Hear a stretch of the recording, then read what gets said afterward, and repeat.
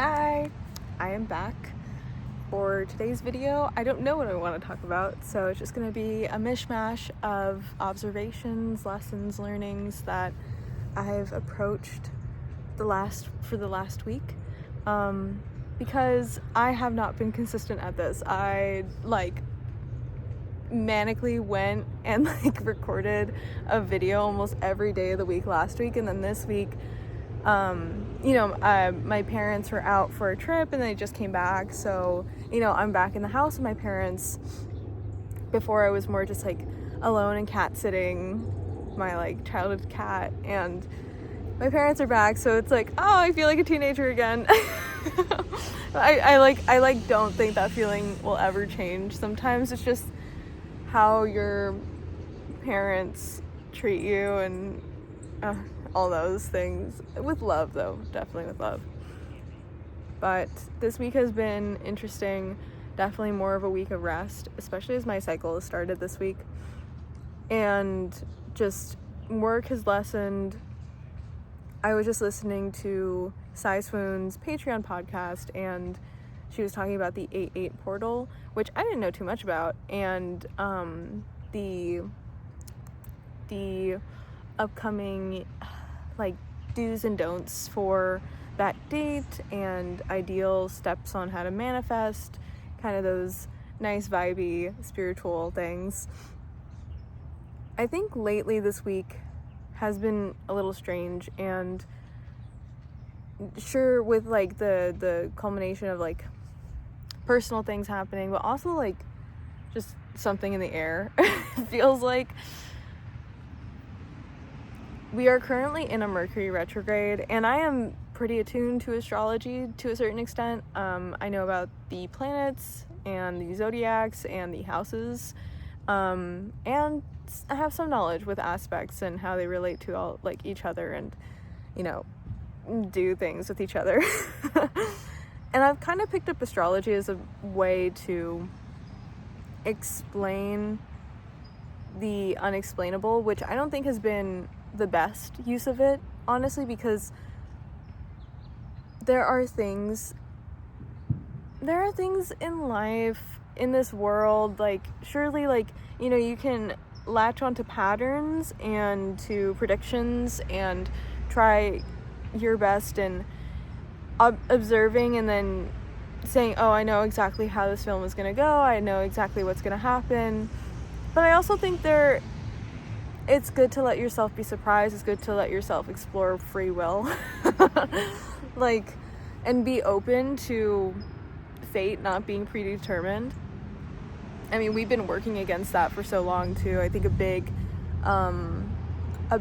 qualm in the Catholic Church, in Christian religion, has been this idea of predetermined faith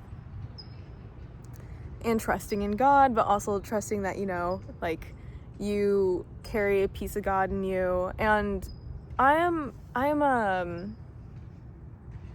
non-practicing Catholic, or I grew up Catholic, and then I transitioned to be agnostic, because when I was a teenager, I really didn't truly believe in anything. And then I made a switch, I don't know when necessarily, but around when I was 18, I did more study into meditation, into body awareness, into understanding emotion, and a lot of it is just kind of unexplainable. I think even the concept of how emotion is stored in the body, and how your hips especially, they carry your trauma, or they since the muscle is just so huge, it's meat to alchemize for your chemistry, your body's chemistry, to attach emotions into the hip area. And I try to explain that as scientifically as possible, and it's what what are you talking about, what are you saying? But this world is weird. The things around us are very strange, and we try to identify patterns, and we try to latch onto facts, and sometimes it's just not explainable, truly. And I have been feeling that a lot recently, in my own spirituality, but also amongst in lesser forms too, I guess, amongst with like connections with other people, like connections with my parents or connections with friends that I know are fizzling out and dying sadly, but are just, you know, a part of this growth process that we take on in life. Other things that happened in the week have been Hayley Williams released her a new album, technically like a series of 17 singles, but an album. And Chappell Roan released Subway, which has been like, people have been like waiting like months for that single to drop. I think it's a really cool time in music and something that I'm very fortunate to be a part of as well. Like I'll like be so invested in my world of pop culture and, you know, like these very fandom things happening, and then I'll like wonder, like I'll talk about it with a friend who's like completely detached. Like she is very more like nature oriented and in her life in her own ways. I don't think everyone needs to be like subscribed to like pop culture events 24/7. But then I'll talk about it with her. I'm like, oh, did you listen to like Chappell Roan's new song? And she's like, who's Chappell Roan? And I'm like, wait, are we living on the same planet? But that's like pretty cool, because on the internet, right, like as I'm listening to Sai Soon's podcast, I think something that she noted was that we are in a day and age where a lot of people can kind of be princesses in their own way, because we have this luxury of being able to order a driver to our house to drive us to the airport, or to order a meal or groceries to your doorstep with the touch of a button, with technology as is. And that was a luxury only afforded by the higher classes in the past, like that, like to even fathom that kind of service, to save time and to delegate that task load. And it is true, we do have a wealth of information and knowledge at our disposal that we really didn't have before. And I try to make sense of it, especially when it comes to posting online. I'm like, you know, like what am I gonna contribute meaningfully when I hit publish and I put this out for probably 10 people to see. But at the end of the day, it's like I want it to still mean something. I want there to be significance about what I'm saying and what I'm doing. And as I'm talking, I guess I realize, oh, the solution to that is just consistency, so that I get better at what I'm doing. And then, you know, I filter out the bullshit and the rambling on. And then I also see what works and what doesn't. But I am such an inconsistent person. I'm such an inconsistent person, but I consistently bring the same intensity to the work that I care about every single time. I feel like every video I put out has had an intentional message and care and direction to it. Whether or not it's like, I have no clue what I'm going to talk about today, but I still want to record, I still want to be present, I still want to be here. And that has been a curiosity of mine, a passion of mine for, I want to say like 3 years now, like content creation, because I got into this thing around like 2020, oh no, it's been 4 years, 2021.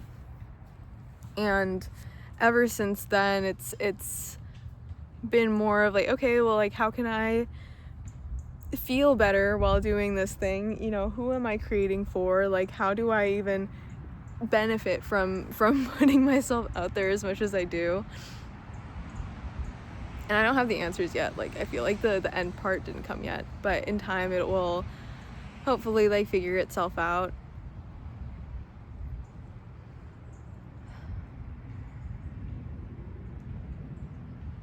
I think I want to go back to the point of having knowledge at our disposal, and every single time I realize that, I'm just kind of like, I should be doing more. Like, then I should be like, you know, a super genius basically, because I live in the day and age of the internet. And it almost feels like we're like doing the contrary with AI, where, you know, actually no, we've invented something so that you have to think less. You get to think less. Yay! All this knowledge that we've allocated onto this place where literally everyone in the world can access. Like, no, actually, we built a robot to do all the thinking for you. I recently had used AI for therapy, and I went into it with an open mind, I think. I went into it kind of critically with like trying to see, okay, where is the direction that the AI is going to take me with like this therapy topic. And in the end, it wasn't anything too crazy of like interpersonal relationships, which I think AI is really bad at you know, relaying a fault that you may have, a responsibility that you may take in the situation that you're finding yourself in. Regardless, I was talking to the AI, kind of therapizing, to see, you know, how can I build more self-assurance, self-confidence in content creation, because it still feels like such like a scary thing where it's like, oh my god, like even now, like I'm fucking like I see people walk by and I'm like, oh my god, like I see myself from a third person view. I'm like, this bitch, she's so fucking annoying. But like I think like the person who's running, like probably does not give a shit. Like you're like, oh yeah, someone is recording themselves at the park, and then she won't think about me like ever again. But I was talking to, I'm using Claude now, by the way. I don't use ChatGPT for personal reasons. I feel like, do I want to talk about the reasons? You can look up the reasons. But I personally use Claude a little bit more, because it seems to be a more ethical use of data and protection. So I've seen so far from my research and word of mouth. But okay, I'm talking to Claude. I'm like saying like, okay, this is what's going on. You know, I'm feeling this way about my content creation directions currently. And can you ask me a few questions that can like dive deeper into like why I'm feeling this way, as a kind of like shadow work prompt.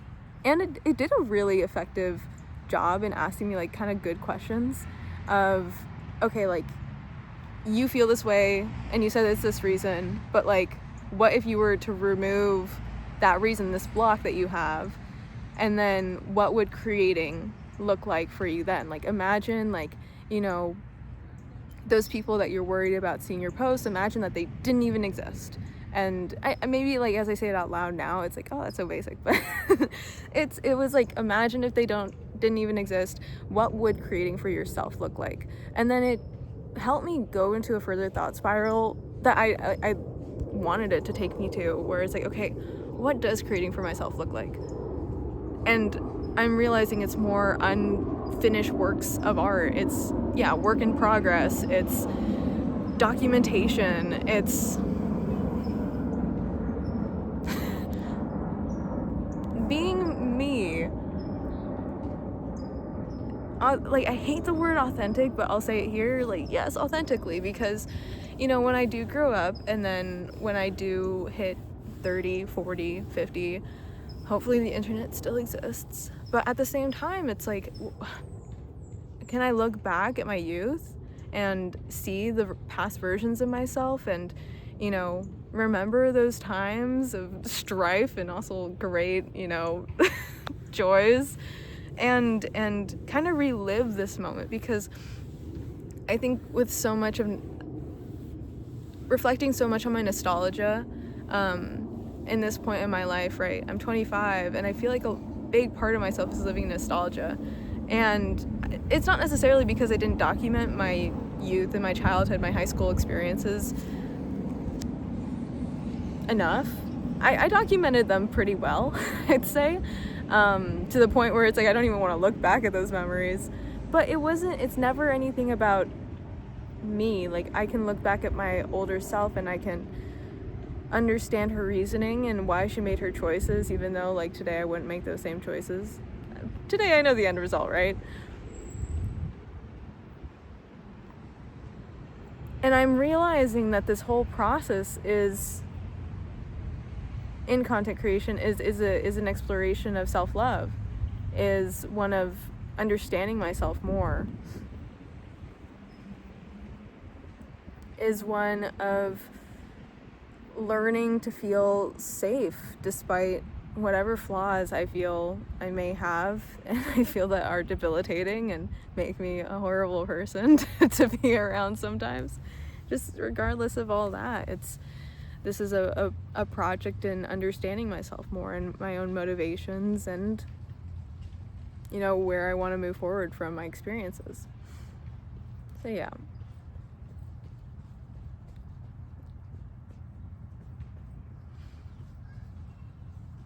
I'm like trying to think of like a point that I made previously, maybe around how the internet, with Claude and the AI therapy. One thing to note about using AI, especially as a tool for therapy, I think it is a good tool for,